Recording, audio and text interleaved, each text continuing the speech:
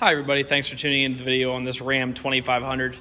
This particular 2500 is the Lonestar trim level, which makes it pretty unique. It's kind of like a bighorn in terms of equipment, but this is only sold in the state of Texas originally. So this truck originally originated out of Texas. If you look at the Carfax, it'll confirm that. The Lonestar does give you an awesome looking grille though, I think better than the bighorn. Gives you that full silver honeycomb insert as well as the chrome surround, the chrome lower bumper. Of course, you get fog lights laid into that lower bumper there. Coming around to the side, also a part of the Lonestar package is these 20-inch polished aluminum wheels with the smoked inserts in them.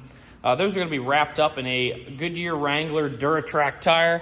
That tire looks to be, I'd say, half tread or so. Actually, well, probably a little better than that, probably 2/3 tread. Of course, you have your Cummins Turbo Diesel badging, your Ram 2500 heavy-duty badging here. It does have the factory wheel-to-wheel running board on it. It gives you access to the bed. Of course, the classic Ram flip-up tow mirrors. They sit like this in normal driving if you're towing, or if you just like the way it looks. I guess some people just leave them up all the time. You can put them up like that. Gives you a little better view around your trailer. Coming in the inside, you can see there's two mirror segments. This section is power. This section is actually not power. However, this gives you the blind spot view, the whole corner view of your truck and trailer. It's really nice when you're turning. Turning to the back, you're going to see an 8-foot bed here. Of course, that is the longest bed offering in the 2500 truck. In the back, you're going to see your Ram emblem, 4x4, and Lonestar badging, as well as your 2.5-inch hitch receiver down low. If you do tow with a 2-inch hitch receiver, no worries at all. You can get a reducer sleeve for like 15 bucks. Stick that in there, and then you have a 2-inch hitch receiver. So regardless of what you're doing, should be good either way. Of course, you have both the 4-pin and the 7-pin wiring here. The 7-pin wiring does lead to an integrated trailer brake on the inside of the truck. On the inside of the bed, you're going to see a Trail FX drop-in bed liner. It does have the 4 tie-down hooks, one in each corner. That has holes there so you can get to those. Continuing up this side,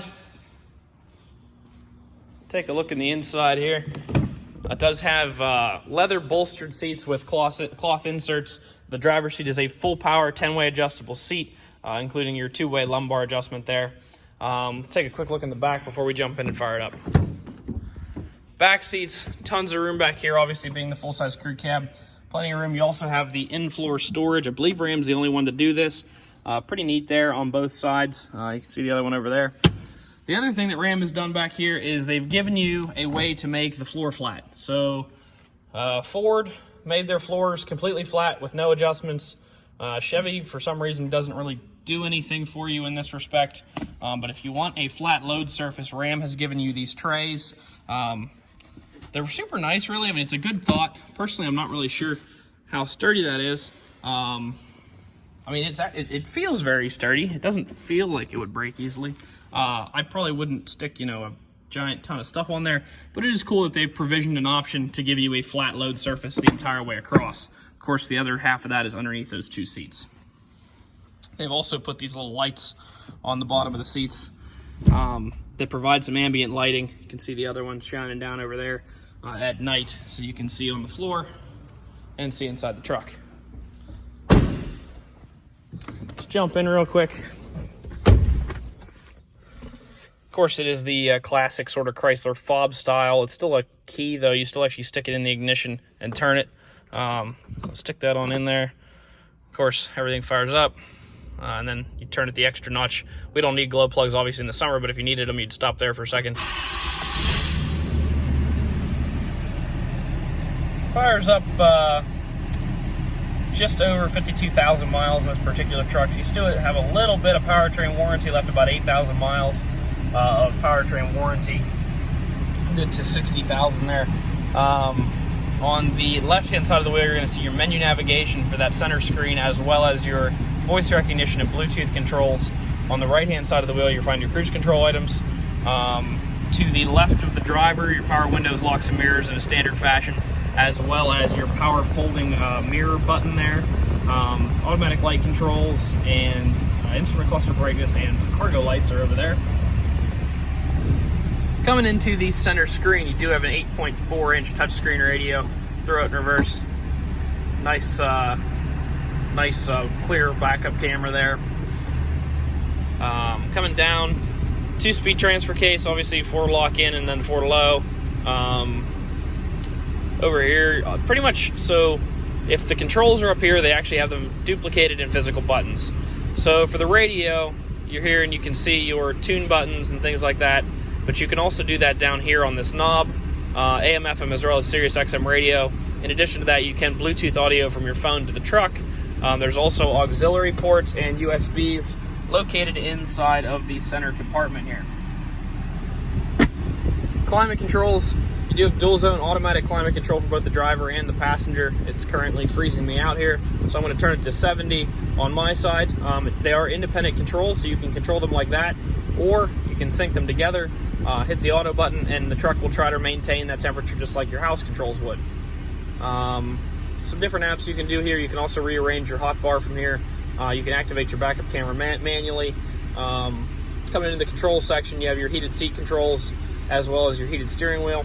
Down here, those buttons are, again, duplicated physically, so if you prefer the buttons down here, you can use them. Obviously, this is just to set up your phone. Integrated trailer brake that I talked about integrates with that 7-pin wiring system back there. Exhaust brake. Ram and Ford both use exhaust brakes that are activated by the user. You press this button at a designated speed, and the truck will use exhaust braking and transmission braking to try, well, transmission downshifting to try to regulate your speed. Over here, 115 volt AC power supply up to 150 watts, so you're not going to plug a heater in here, but you could plug in pretty much any portable electronic device for charging. Down here, you're going to find lots of storage. You have a little slot you can stick your phone in, 2 cup holders. Underneath this center tray, if you pull up on the bottom lever, is a gigantic storage compartment down there. Of course, it does have the power sliding rear window glass. That control is right here. And the last thing, over here, you're going to see lots more storage and your books in the lower glove compartment. Last part of the video, just going to try to show any dents, dings, or imperfections on the truck. There are some scratches and things that I will try to show to the best of my ability as we go around. The reason we do this part of the video, a lot of our customers do come from a long way away. This was a truck. It was obviously used as a truck. And we want you to know exactly what you're going to get before you get here. So up in the front, you do have some chips. Pretty minor, really. Overall, a couple of them are touched up out across there. Continuing back this side, that wheel's got a couple little marks on it coming around the edge. Pretty much to be expected on a 20-inch rim wheel. I mean, unless you're staying away from curbs, occasionally you might bump into them, especially trying to maneuver an 8-foot truck. Coming back this side, steps just have kind of some marks on them. Back through here, you can see that there. Top of the bed rails, of course somebody was taking things in and out of this bed. You can see some fine scratching through there. And then your rail caps have the typical marks in them from bringing stuff in and out over the rail caps. Back here, all looks pretty good. Don't see much to point out there. Of course, a little right there. It's just kind of your very typical light wear and tear sort of scratches, things like that, that are visible on the truck. Same thing on that side there. Overall, pretty clean truck with great features. Can save you thousands of dollars off new, not to mention the fact that you cannot buy this truck in the north. You have to go to Texas to buy this truck. So if you want a Lonestar, if you love the look of that front grille, you're not going to find them up here. There's very few of them available in the country, so if you'd like to stop out and take a look at it, take it for a drive, you can see us at 21518 Great Cove Road in McConnellsburg, Pennsylvania. Visit us online at allthingsautomotive.com or give us a call, 717-485-4224. Thank you very much for watching the video, and I hope you found it to be informative.